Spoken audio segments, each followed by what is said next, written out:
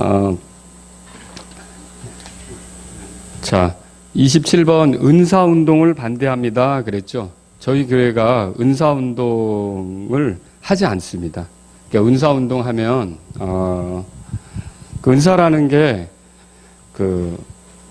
마치 태어날 때 어떤 환경, 어떤 재능, 이런 것들을 갖는 것처럼 우리가 거듭날 때 하나님을 섬기도록 특별한 선물을 부여받을 수가 있거든요. 가르치는 거라든지 섬기는 거라든지 이런 여러 가지를 우리가 사실 은사라고 하는데, 여기서 말하는 은사운동은 그게 아니고, 어떤 한 사람에게 특정한 게 주어져서 그걸 이제 평생 가져가는데, 예를 들어 병 고치는 거. 여러분 병 고침의 은사, 이거를 이제 일반 교회에서 신유의 은사라고 합니다. 들어보셨어요? 신유의 은사? 예. 그러면 그리스도인인데 어떤 사람에게 이런 거듭난 이후로 주님을 섬기며 살아가는 데 있어서 평생 이렇게 병 고치며 살아가도록 그런 은사가 주어집니까? 어떻게 생각하세요? 그렇지 않죠. 만일 그렇게 된다고 한다면 진짜 병원 필요 없겠죠. 다들 그 사람한테만 가면 되는 거고. 그러니까 이렇게 병 고침의 은사, 이런 것들을 주장하면서 사람을 고칠 수 있는 것처럼 어떤 한 개인이 언제든 어떤 병이든 누구의 병이든 다 고칠 수 있는 것처럼 얘기하는 것은 옳지 않다는 것이죠. 그래서 우리가 이제 어딘가 이렇게 집회하는데 포스터 같은데 보면 어떤 질병에 걸렸든지 오시라고 이렇게 초대하는 그런 포스터가 있는데, 사실 주의해야 합니다. 왜냐하면 어떤 한 개인이 무슨 병이든 누구의 병이든 언제까지나 고치는 그런 일은 지금 사실 나타나지 않기 때문에 그렇습니다. 그렇다고 여러분, 하나님께서 병 고치는 일을 지금 하지 않으십니까? 하십니다. 그러니까 여러분의 기도 속에서 또 절박하게 매달릴 때 하나님의 뜻이 계시면, 불쌍히 여기시면 이렇게 우리의 질병들을 의사의 손으로 감당할 수 없는 것들을 해결해 주시기도 하죠. 그러나 이게 어떤 개인에게 기도 받으러 가서 그 개인에게 기도를 받으면 매번 그런 게 일어난다, 이거는 있을 수 없는 거죠. 예를 들자면, 여러분 바울 아시죠? 바울도 사실은 어떤 섬에 가서 거기서 멜리데라고 하는 섬, 사도행전 한번 28장 보실래요? 사도행전 28장. 예.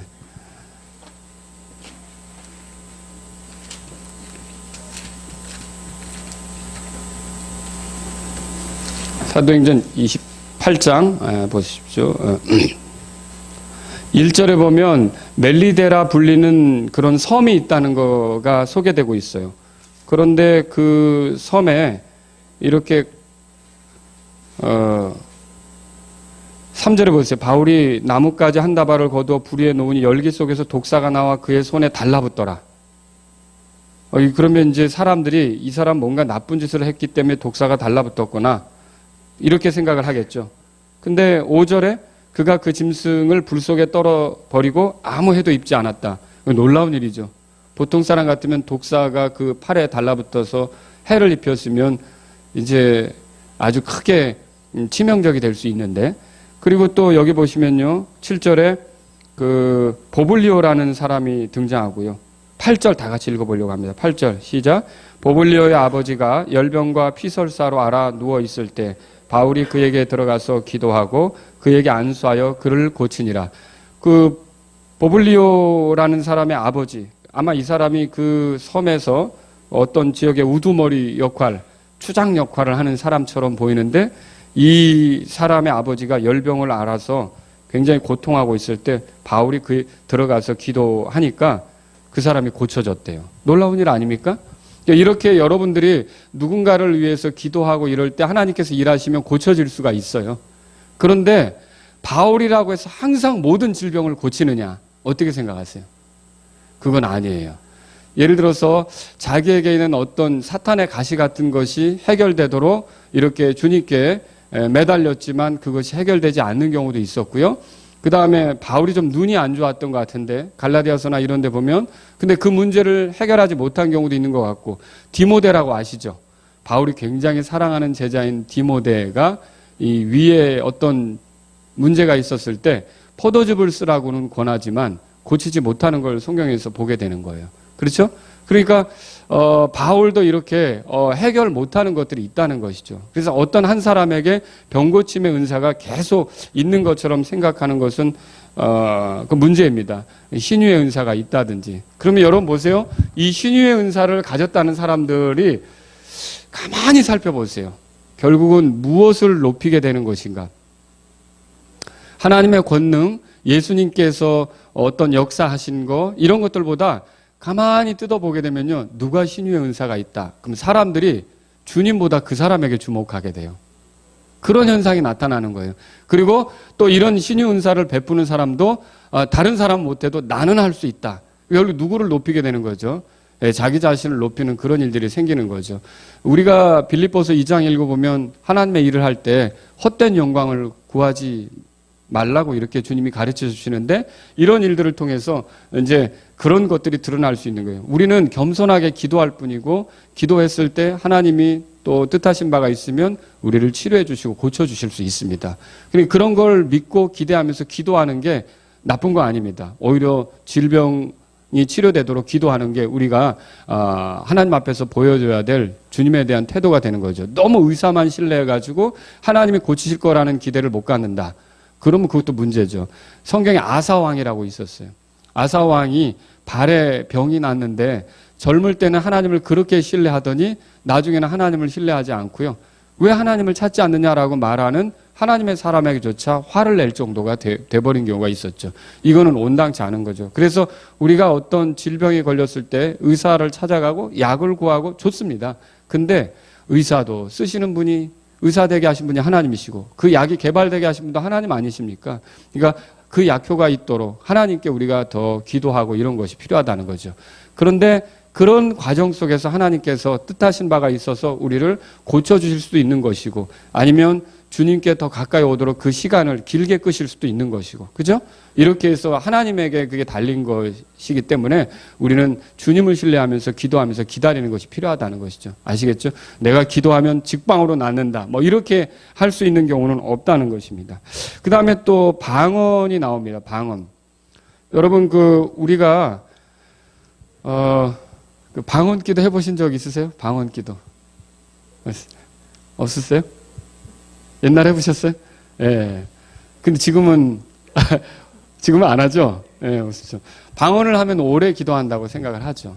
근데 여러분이 방언을, 이건 이제 기도라고 이렇게 처음에 많이들 생각을 하는데 사실은 기도라기보다도 복음 전하는 과정에서 나타났던 거예요. 예수님을 통해 나타난 하나님의 큰 일을 알리기 위해서 나타났던 것이에요. 그러니까 이 방언이 제일 처음에 소개된 곳이 사도행전 2장인데요. 신약교에서 한번 보세요. 사도행전 2장.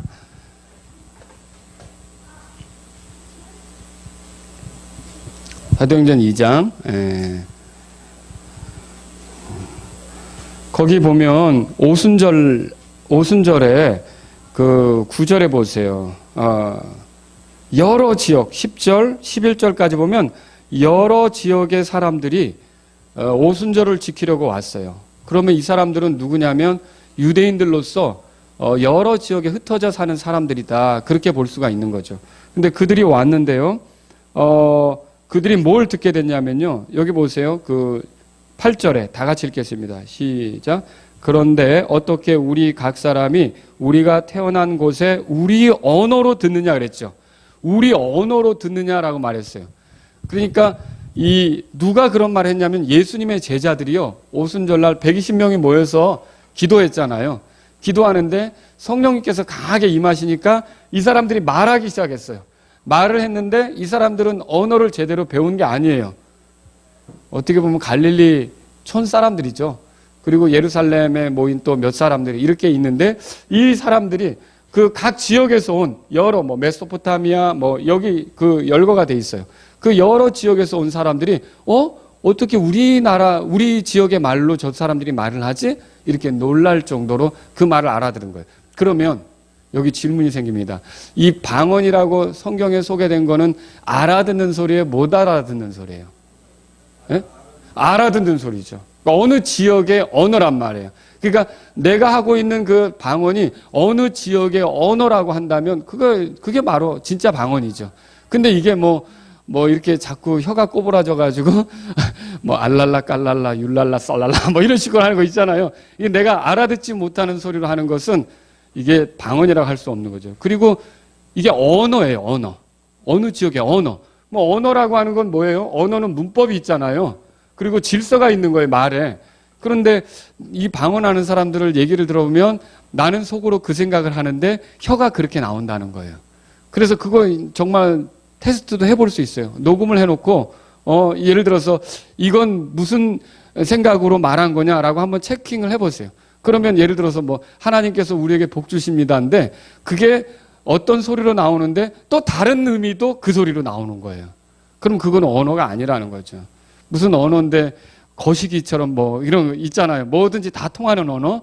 그거 이런 식으로 그게 뭐 이것도 되고 저것도 되고 아주 모든 의미가 다 통용되는 그런 식으로 하는 게 아니라는 것이죠. 그러니까 방언이라고 하면 어느 지역의 언어가 돼야 되는 거예요. 아시겠죠? 그리고요, 고린도전서 14장도 가보세요. 고린도전서 14장 한번 찾아보세요.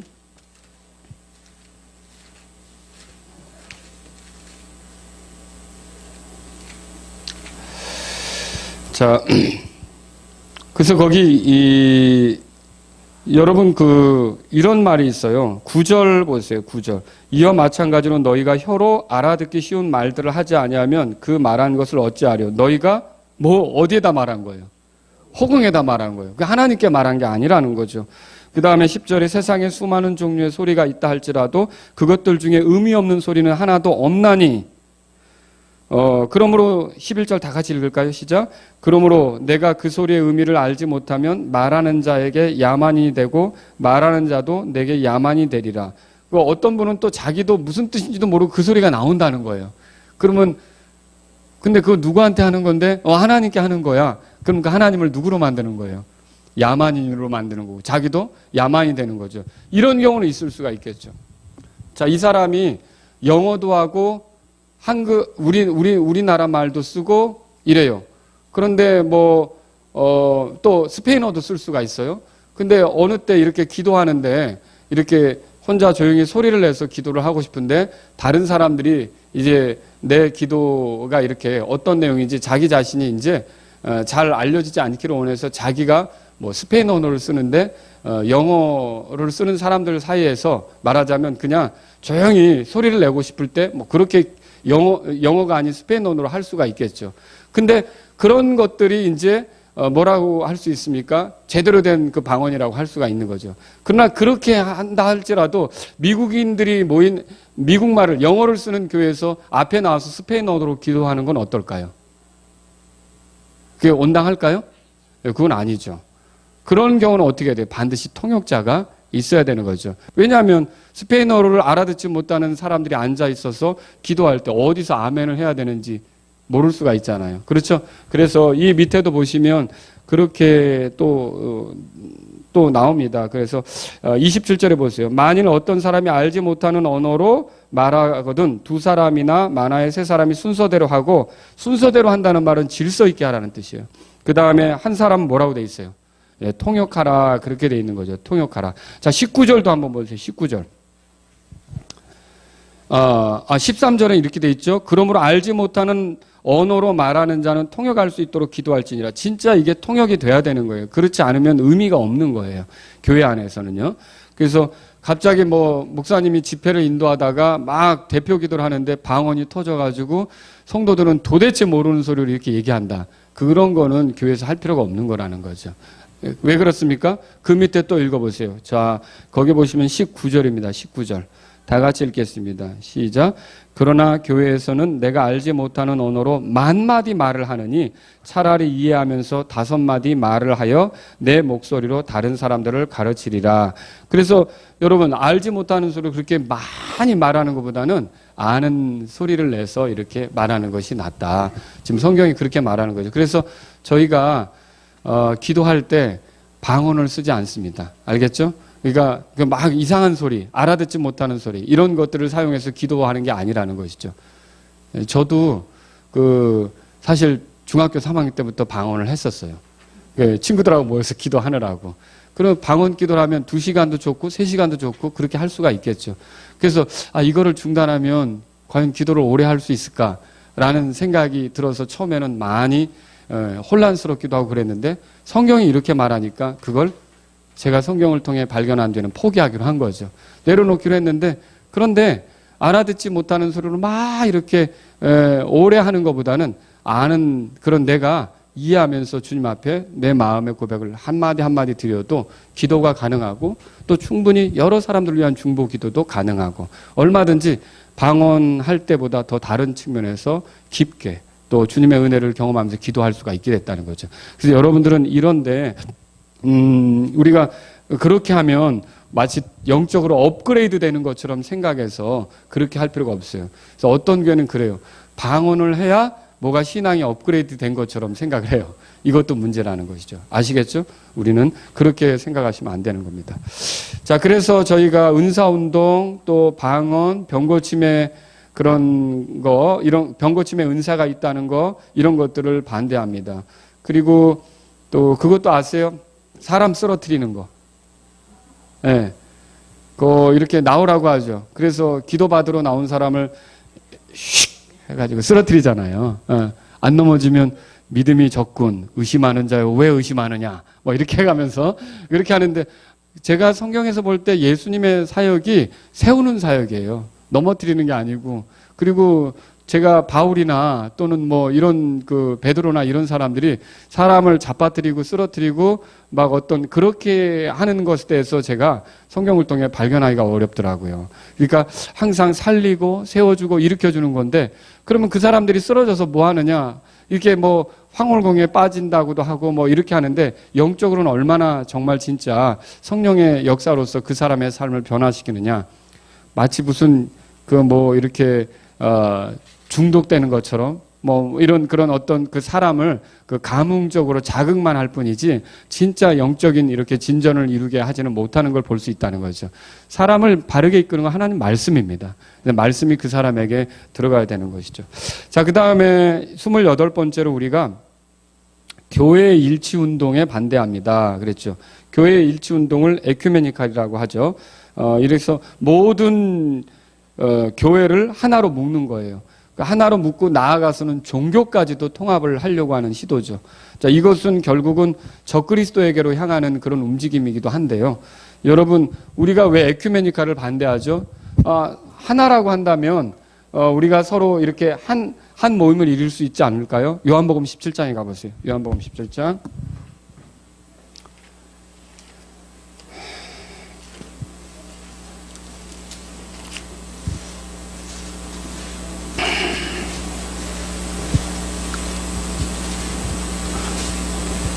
그 20절 보세요. 20절. 내가 이 사람들만을 위해 기도하지 아니하고 그들의 말로 인하여 나를 믿을 자들을 위해서도 기도합니다. 그렇게 돼 있죠. 예, 이것은 그들이 다 하나가 되게 하려 함이니이다. 그랬어요. 아버지여, 아버지께서 내 안에 내가 아버지 안에 있는 것 같이 그들도 우리 안에서 하나가 되게 하사 아버지께서 나를 보내신 것을 세상이 믿게 없어서. 종교 통합을 하는 사람들, 그러니까 교회 일치 운동을 하는 사람들이 자주 쓰는 구절이 21절이에요. 아버지와 아들이 하나고 또 이렇게 서로 하나가 된 것처럼 이들도 하나가 되게 해달라는 거죠. 근데 여기서 이것만, 이 구절만 똑 떼서 얘기하면 안 되는 거예요. 20절을 보면 뭐라고 써 있어요? 내가 이 사람들만을 위해 기도하지 않고 그들의 말로 인하여 뭐라고 돼 있죠? 나를 믿을 자들을 위해서도 기도하오니. 그렇게 돼 있어요. 정말 주님을 믿는 올바른 신앙으로 하나 되는 것이지 뭐 이렇게 아무 종교나 다 같이 하나 되는 게 하나님의 뜻은 아니라는 것이죠. 아시겠죠? 그리고 또 우리가 같은 기독교라고 해도요, 기독교라고 표방을 해도 진리, 그러니까 교리적인 거죠. 이건 모든 기독교가 다 같습니까? 그렇지는 않죠. 그렇지는 않다고요. 성경을 보는 게 기독교라고 표방해도 다를 수가 있는 거예요. 그런데 교회로 이렇게 모일 때 여러분, 교회가 하나가 되는 것은 교회가 붙잡은 교리로 이렇게 하나가 될 때 교회가 하나가 되는 건데, 이 말하자면 우리가 다른 교회들과 서로 이렇게 영향을 주고받으면서 교리적으로 혼선을 빚을 때 이 하나로 지역교회에 모인 그런 성도들은 어떻게 될까요? 혼란스러워질 수가 있는 거예요. 뭐 예를 들어서 계시록의 2장 3장에 나오는 아시아 7교회에게 보내는 그런 편지에는 예수님의 모습이 어떤가요? 다 다르게 이렇게 표현이 돼 있어요. 예수님의 모습이. 그 다음에 교회에게 주는 권면도 다 다르게 이렇게 이제 표현이 돼 있어요. 예를 들어 라오디게아 교회는 책망을 많이 맞았죠. 필라델피아 교회는 어떻죠? 예, 하나님께서 칭찬을 하셨죠. 근데 라오디게아 교회에게 필라델피아 교회에게 주는 말씀을 적용할 수 있을까요? 그들은 그게 아니죠. 그죠? 이게 뭐예요?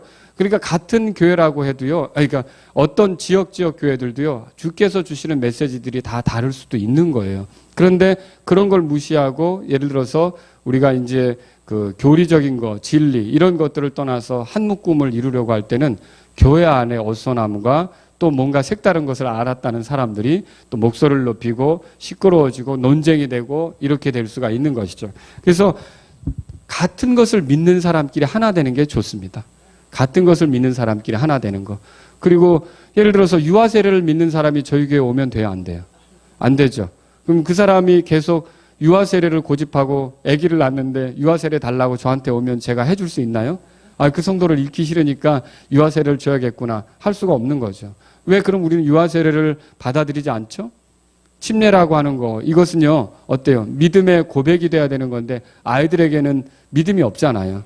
그 아이들이 어느 정도 믿음을 가질 때까지는 기다려줘야 되잖아요. 그죠?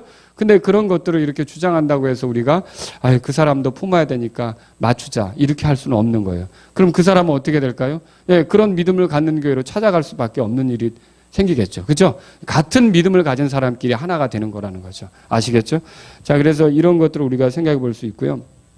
오늘날 에큐메니카라는 건 믿음은 안 따져요. 그냥 다 이렇게 하나를 이루려고 하는 거죠. 데살로니가 후서 한번 보실래요? 데살로니가 후서 3장. 교재에는 나오지 않지만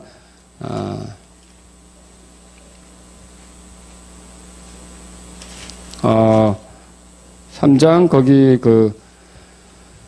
6절입니다. 같이 한번 읽어보시죠. 같이 읽어보겠습니다. 시작.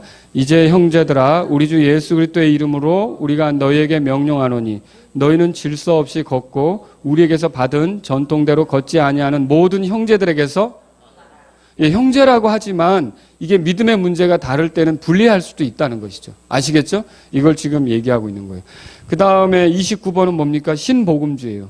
네오 에반젤리즘인데 신복음주의라고 하는 거는 타협을 하는 걸 얘기하는 거예요. 복음을 전하기 위해서. 자, 저희 마라나타 침례교회는 다음 중에 어디에 속하는지 여러분이 한번 얘기해 보세요.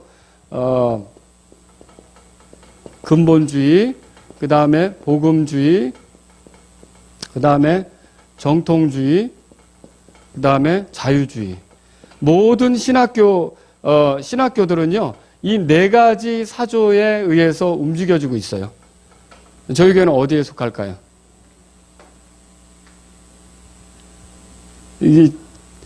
여러분, 그럼 이게 뭡니까 도대체? 난 처음 듣는 소리인데 이게 무슨 얘기입니까? 그런데 이거를 여러분이 이해하려면요, 성경을 로마서 10장으로 가보세요. 로마서 10장. 로마서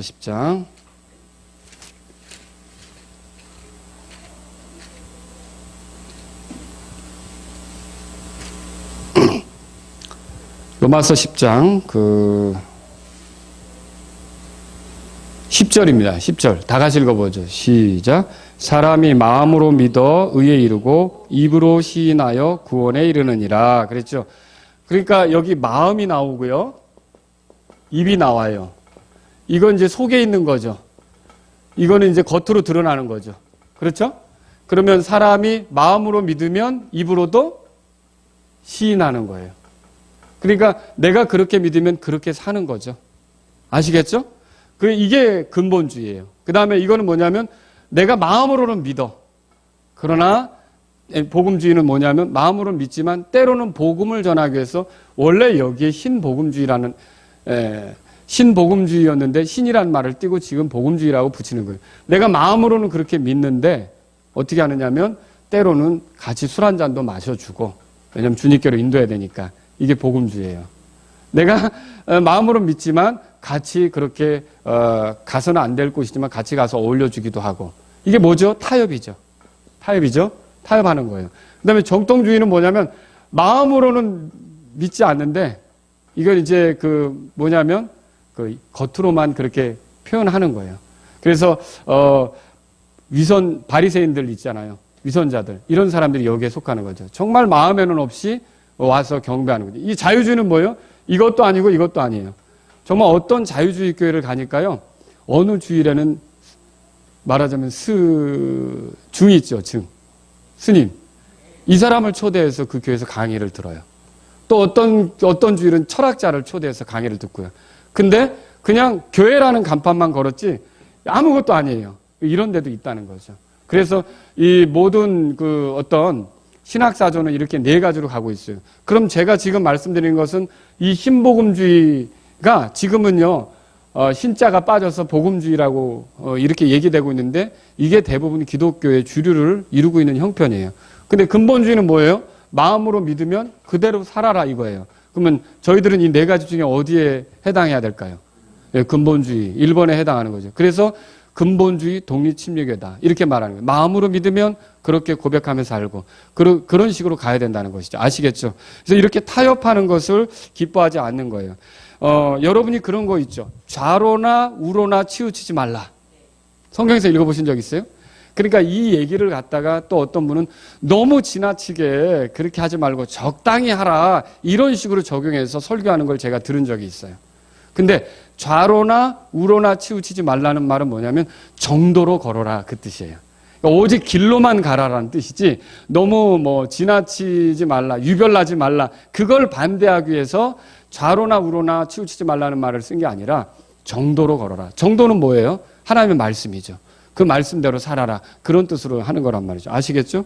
자, 그 다음에 30번 하겠습니다. 30번은 뭐냐면은 교단화를 반대합니다. 교단화를 반대한다는 건 뭐예요? 저희가 교회를 이루는 데 있어서, 지금 보면은 우리나라의 대세를 이루는 교단이 있죠. 우리나라의 교단은 장로교단이 거의 한 70% 가까이. 그 다음에 나머지는 이제 감리교가 그 다음으로 많고, 그 다음에 이제 성결교나 침례교, 이렇게 되겠죠. 이런 식으로 가고, 오순절교회도 또, 있고, 이런 식으로 가는데, 각 교회를 교단으로 이루는 거예요. 그래서 교단 위에 총회장이 나오잖아요. 여러분 아시죠? 자, 이런 것들을 왜 반대할까요? 지역교회를 우리가 믿잖아요. 그러니까 지역교회의 머리는 누굽니까? 예수님이시죠. 그래서 우리가 그 예수님을 믿는 믿음으로 지역교회가 자치적으로 모든 문제를 결정해 가야 되는데 교회 안에 생긴 문제를 자꾸 교단에다가 다른 외부 그 교회의 사정을 깊이 겪어보지도 않은 사람들에게 자꾸 의뢰하고 그 사람들이 이 교회에 간섭하고 이런 것들은 옳지 않다는 거죠. 그리고 예를 들어서 교회가 여러 개가 있는데 이 교회가 목회자가 필요해요. 그러면 이 교회 D라고 하는 교회 목회자는 누가 구해야 될까요? 이 교단에서 이 교회로 보내주는 겁니까? 아니죠. 이 교회 목회자는 누가 구해야 되는 거예요? 교회 안에 식구들이 구해야죠. 우리가 같이 교회를 세워가야 되는데 우리의 의사와 상관없이 어디서 누가 낙하산처럼 떨어지는 그런 목회자를 구하는 건 아니라는 거죠. 마라나타 침례교회 목회자는 누가 구하는 거예요?